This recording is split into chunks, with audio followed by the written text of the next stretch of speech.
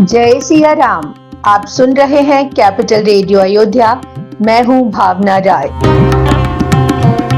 और मैं हूं वात्सल्य राय। सभी सुनने वालों को जय सिया राम। कैपिटल रेडियो अयोध्या में आप लगातार सुन रहे हैं रामायण की कहानियाँ। रामायण का अर्थ है राम का अयन, यानी भगवान श्री राम की यात्रा। ये वो यात्रा पथ है जिस पर बढ़ते हुए राजकुमार राम मर्यादा पुरुषोत्तम भगवान हो गए। पिछले एपिसोड में हमने आपको वो कथा सुनाई जब मुनि शरभंग ने भगवान राम को दर्शन कर अपना शरीर त्याग दिया और बैकुंठ को चले गए। उन्होंने पहले ही भगवान से भेद भक्ति का वरदान ले लिया था। और अब आगे की कथा। भगवान राम वन को चले, उनके साथ कई श्रेष्ठ मुनि भी थे। आगे भगवान राम ने हड्डियों का एक बड़ा ढेर देखा। उन्होंने मुनियों से पूछा और मुनि बोले, जानतहु पूछई कस स्वामी, सब दरसी तुम अंतर जामे। निश्चर निकर सकल मुनि खाए, सुनि रघुवीर नयन जल छाए। मुनियों ने कहा, हे स्वामी, आप सर्वज्ञ और अंतर्यामी हैं, यह जानते हुए भी आप हमसे पूछ रहे हैं। राक्षसों ने सब मुनियों को खा लिया है। ये सुनकर भगवान राम की आंख में करुणा के आंसू भर आए। गोस्वामी तुलसीदास जी कहते हैं, निश्चरहीन करौ मही, भुज उठाई पनकीन, सकल मुनिन के आश्रम नहीं, जाई जाई सुख दीन। भगवान राम ने अपनी भुजाएं उठाईं और प्रतिज्ञा की कि वो पूरी पृथ्वी को राक्षसों से रहित कर देंगे। यह प्रतिज्ञा लेने के बाद उन्होंने सभी मुनियों के आश्रम में जाकर उन्हें अपने दर्शन और बातचीत का सुख दिया। एक ऐसे ही आश्रम में भगवान राम मुनि अगस्त्य जी के एक शिष्य सुतीक्ष्ण से मिले।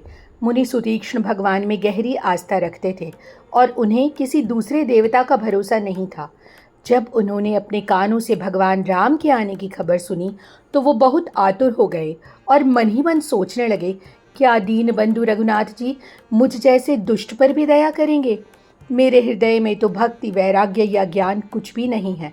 लेकिन उन्हें याद आया, एक बानी करुणा निधान की, सो प्रिय जाके गति न आन की। यानी दया के भंडार प्रभु राम की यह आदत है कि जिसे किसी दूसरे का सहारा नहीं होता वो ही उन्हें बहुत ही प्रिय होते हैं। यह सोचते ही मुनि सुतीक्ष्ण प्रेम में इतने मगन हो गए कि उन्हें दिशा और रास्ता कुछ भी दिखाई नहीं दिया। वे कभी गुड़गागा कर नाचने लगते तो कभी दौड़ते दौड़ते रुक जाते। मुनि के इस अपार प्रेम को देखकर भगवान राम वृक्ष की आड़ में छिपकर उन्हें देखने लगे। अपने भक्त का यह प्रेम देखकर भगवान राम मुनि के हृदय में प्रकट हो गए। मुनि मग माज अचल होई बैसा, पुलक शरीर पनस फल जैसा। हृदय में प्रभु के दर्शन पाकर मुनि रास्ते में ही अचल होकर बैठ गए। उनका शरीर रोमांच से भर गया। जब मुनि ध्यान से बाहर आए तो उन्होंने अपने सामने सीता जी और लक्ष्मण जी सहित श्याम सुंदर स्वरूप में सुख के धाम भगवान राम को देखा। भुज बिसाल गहि लिए उठाई, परम प्रीत राखे उरलाई। मुनि भगवान राम के चरणों में गिर पड़े। प्रेम में मग्न हुए मुनि को भगवान राम ने अपनी विशाल भुजाओं से उठाकर बड़े प्रेम से अपने हृदय से लगा लिया। उस समय दोनों ऐसे शोभित हो रहे थे जैसे सोने के वृक्ष से तमाल का वृक्ष गले लगकर मिल रहा हो। इसके बाद मुनि सुतीक्ष्ण ने भगवान राम को अपने आश्रम में लाकर उनकी पूजा की और उनसे आग्रह किया कि वो अपने भाई लक्ष्मण और माता सीता के साथ उनके हृदय में हमेशा निवास करें। मुनि सुतीक्ष्ण का अनुरोध स्वीकार कर भगवान राम अगस्त्य ऋषि से मिलने के लिए चले। मुनि सुतीक्ष्ण भी उनके साथ हो लिए। जब वे अगस्त्य ऋषि के आश्रम में पहुंचे तो सुतीक्ष्ण ने अगस्त्य मुनि को बताया कि अयोध्या के राजा के कुमार, जो तीनों लोकों के आधार हैं, आपसे मिलने आए हैं। यह सुनते ही अगस्त्य मुनि दौड़ पड़े।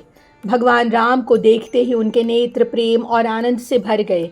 दोनों भाई मुनि के चरण कमलों में गिर पड़े और ऋषि ने उन्हें उठाकर प्रेम से गले लगा लिया। अगस्त्य मुनि ने कहा, हे प्रभु, आपसे तो कुछ भी छिपा नहीं है। मैं जानता हूँ कि आप किस कारण से आए हैं। अगस्त्य मुनि ने भगवान राम को राक्षसों का वध करने की सलाह दी।